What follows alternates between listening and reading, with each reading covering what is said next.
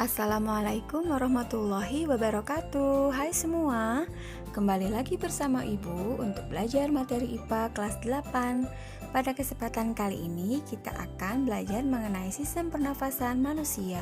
Simak baik-baik videonya ya.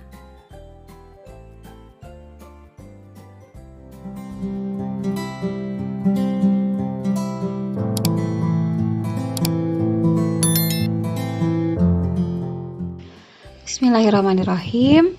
Baiklah, kita mulai materi mengenai sistem pernafasan manusia. Materi ini adalah materi IPA kelas 8 di semester 2. Kompetensi dasar yang harus kalian miliki setelah belajar materi ini adalah mampu menganalisis sistem pernafasan pada manusia dan memahami gangguan pada sistem pernafasan, serta upaya menjaga kesehatan sistem pernafasan. Indikatornya yang pertama, menjelaskan pengertian bernafas dan respirasi.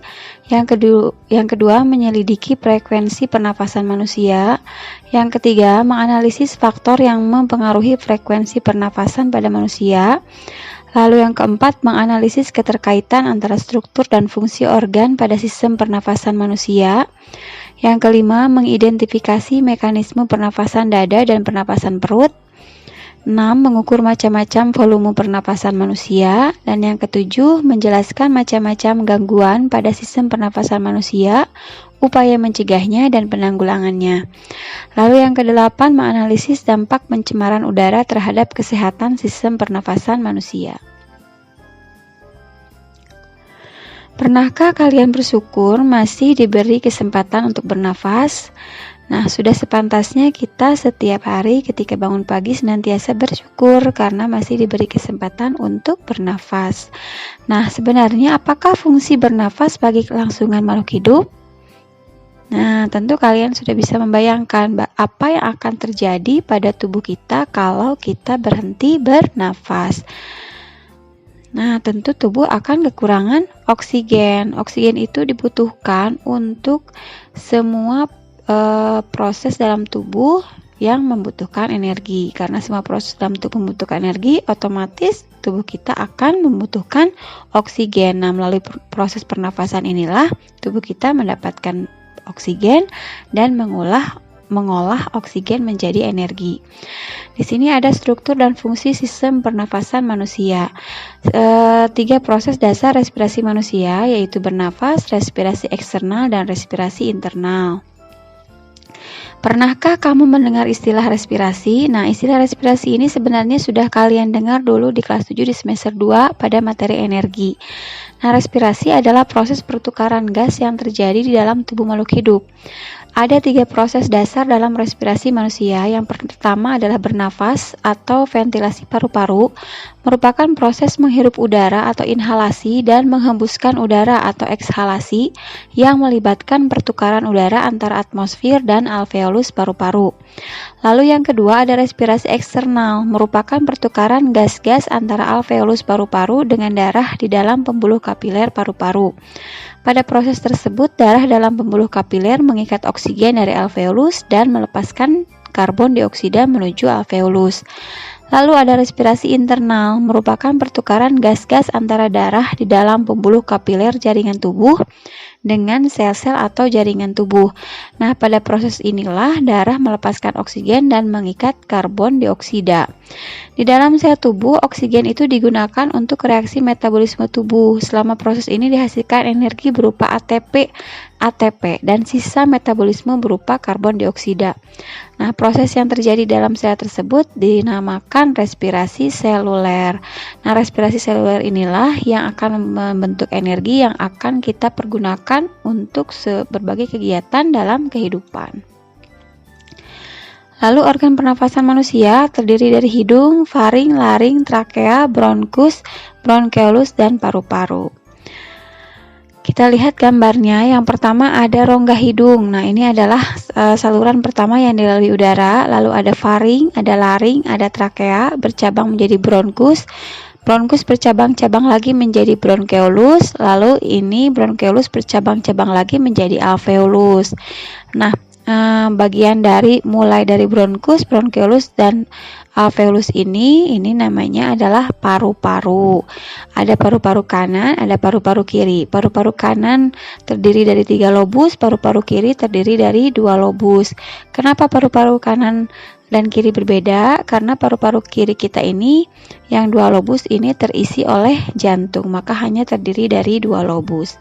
Lalu di sini juga terlihat gambar rongga hidung ya yang lebih besar. Di rongga hidung ada konka, lalu terhubung juga dengan rongga mulut, lalu ada tonsil, ada faring, ada epiglotis, laring, trakea, dan esofagus. Nah, kalau dilihat lagi, esofagus itu adalah saluran pencernaan. Jadi antara saluran pernafasan dan saluran pencernaan itu saling bersebelahan. Ketika kita makan, epiglotisnya akan tertutup. Makanya dianjurkan agar ketika makan kita tidak berbicara. Kalau misalnya ketika makan berbicara, nanti ada saluran pernafasan yang terbuka ketika berbicara, ada kemungkinan makanannya masuk ke saluran pernafasan. Itulah yang namanya proses tersedak. Nah, yang pertama kita pelajari rongga hidung. Rongga hidung merupakan tempat masuknya udara pernafasan untuk pertama kali. Terdapat rambut-rambut hidung dan mukus. Nah, mukus atau lendir. Lalu ada udara mengalami perlakuan sebagai berikut ya di dalam hidung. Yang pertama ada penyaringan oleh bulu-bulu hidung atau rambut-rambut hidung. Lalu yang kedua oleh penghangatan. Nah, ini dilakukan salah satunya oleh mukus. Dan mukus ini juga fungsinya untuk menjerat beberapa organisme-organisme yang akan membahayakan tubuh yang masuk melalui rongga hidung. Lalu faring. Nah, faring merupakan persimpangan antara saluran makanan atau esofagus dan saluran respirasi atau trakea. 3 bagian faring ada nasofaring, daerah faring yang membuka ke arah rongga hidung, lalu orofaring membuka ke arah rongga mulut, dan laringofaring membuka ke arah laring. Lalu bagian yang ketiga, laring, terletak di bawah faring dan merupakan pangkal tenggorok, tersusun oleh tulang rawan, makanya elastis dibandingkan tulang yang lain. Fungsinya menyalurkan udara dari faring ke trakea. Terdapat glotis atau bagian atas laring. Glotis ini akan menutup oleh jaringan penutup bernama epiglotis saat ada makanan yang lewat. Laring juga disebut sebagai kotak suara karena memiliki pita suara di dalamnya. Lalu ada trakea. Nah, trakea ini memiliki lapisan luar yang terdiri atas jaringan ikat.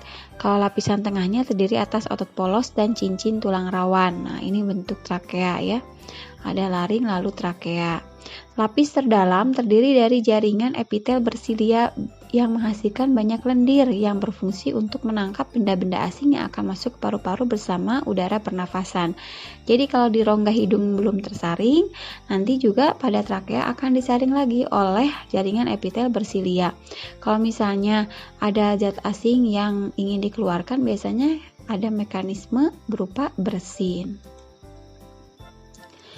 Lalu ada bronkus. Nah, ini adalah percabangan dari trakea. Bronkus merupakan cabang batang tenggorok. Jumlahnya sepasang menuju ke paru-paru kanan dan paru-paru kiri.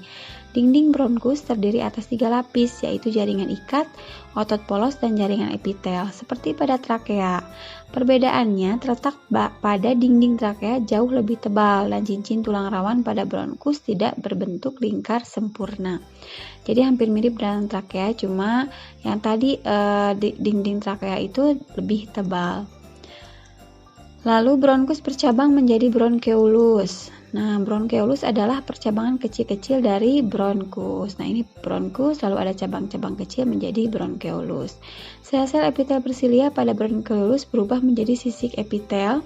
Pada bronkeolus ini sudah tidak terdapat cincin tulang rawan, dan bronkeolus akan berakhir pada alveolus. Nah, yang terakhir di sini ada paru-paru dan alveolus. Nah, paru-paru kita ini dibungkus oleh selaput yang namanya pleura. Pleura ini berfungsi untuk menjaga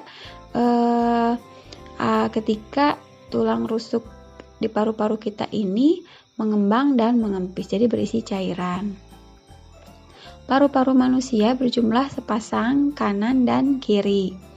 Lalu setiap paru-paru dibungkus oleh selaput pembungkus yang dinamakan pleura.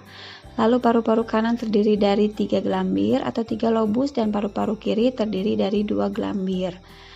Nah, ini gambar alveolusnya. Di dalam paru-paru terdapat kantong udara yang sebagai tempat terjadinya difusi atau pertukaran antara oksigen dengan karbon dioksida, yaitu alveolus. Nah, di bawah paru-paru kita ada yang namanya diafragma.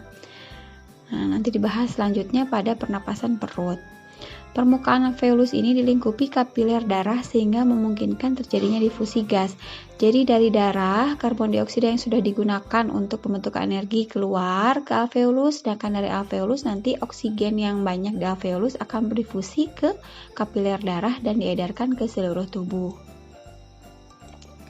Mekanisme pernapasan manusia itu terdiri dari inspirasi atau pengambilan udara, lalu ekspirasi dan pengeluaran udara.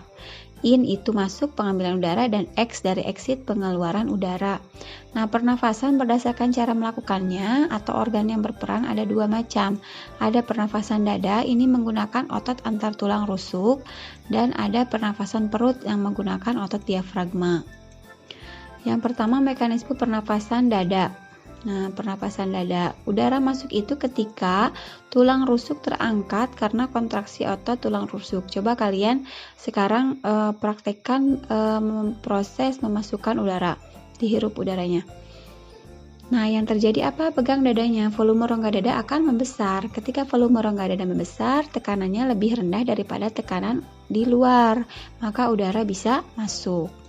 Lalu sebaliknya, ketika mengempis, paru-parunya dan tulang rusuknya kembali turun, volume rongga dada mengecil sehingga tekanan di dalam paru-paru ini lebih kecil, lebih besar karena sempit. Ketika tekanannya lebih besar, maka udaranya keluar ke lingkungan. Ini ketika ekspirasi, kalau udara masuk ini namanya inspirasi. Lalu yang kedua ada jenis pernafasan perut, ini menggunakan otot diafragma. Nah, udara masuk ini ketika otot diafragma yang biasanya berbentuk kubah itu agak mendatar. Ketika mendatar, otomatis volume paru-paru membesar. Ketika membesar, tekanan di paru-parunya mengecil, udara bisa masuk. Lalu sebaliknya, ketika otot diafragma kembali berbentuk kubah, volume rongga dadanya mengecil, tekanannya besar, maka udara keluar. Nah, itu mekanisme pernafasan dada dan pernafasan perut. Akan lebih terasa kalau kalian mempraktekkan bagaimana inspirasi dan bagaimana ekspirasi. Kalau menggunakan pernafasan perut biasanya terjadi pada saat kita tidur, jadi lebih banyak menggunakan otot diafragma daripada otot antar tulang rusuk. Frekuensi pernapasan, faktor yang mempengaruhinya ada usia, lalu ada jenis kelamin, suhu tubuh, posisi tubuh, dan kegiatan. Kalau usia biasanya pada anak kecil frekuensinya lebih banyak karena kapasitas paru-parunya masih kecil. Lalu semakin ke usia 30 itu semakin tinggi, lalu nanti akan berkurang di usia lanjut. Lalu ada jenis kelamin itu perempuan frekuensi pernapasannya rata-rata lebih banyak daripada laki-laki karena volume rongga dadanya tadi ya lebih kecil. Suhu tubuh biasanya kalau suhu tubuhnya tinggi frekuensi pernapasan juga akan semakin besar. Lalu posisi tubuh dan aktivitas tubuh juga menentukan frekuensi pernapasan. Biasanya kalau posisi tubuhnya sedang berdiri atau beraktivitas lebih tinggi, biasanya juga frekuensi pernapasannya lebih banyak. Volume udara pernafasan, di sini ada volume tidal, volume cadangan inspirasi, volume cadangan ekspirasi, dan volume sisa. Nah, untuk pengertiannya ini ada macam-macam. Ada volume tidal adalah udara yang dihirup dan dihembuskan dalam keadaan biasa. Ini jumlahnya 500 cc. Lalu ada volume cadangan inspirasi atau disebut juga volume komplementer. Udara sebanyak 1500 cc yang masih dapat dihirup lagi dengan cara inspirasi yang maksimum setelah inspirasi biasa atau ketika kita menarik nafas sekuat-kuatnya. Nah, dipraktekkan ya. Lalu ada volume cadangan ekspirasi. Justru ini 1500 cc-nya yang bisa dihembuskan lagi pada ekspirasi sekuat-kuatnya. Nah, misalnya ya kita mengeluarkan nafas sekuat-kuatnya. Nah, masih ada sisa cadangan 1500 cc. Lalu ini yang terakhir adalah volume residu. Volumenya sebanyak 1000 cc. Ini yang tidak dapat dihembuskan lagi dan menetap pada paru-paru. Inilah yang nanti digunakan selanjutnya untuk proses pernafasan internal. Nah, cukup sekian materi mengenai organ dan mekanisme pernafasan, lalu ditutup dengan kata-kata mutiara, hiduplah seakan-akan kau akan mati besok, dan belajarlah seakan-akan kau akan hidup selamanya. Jadi intinya jangan lupa belajar. Terima kasih, semoga bermanfaat. Wassalamualaikum warahmatullahi wabarakatuh.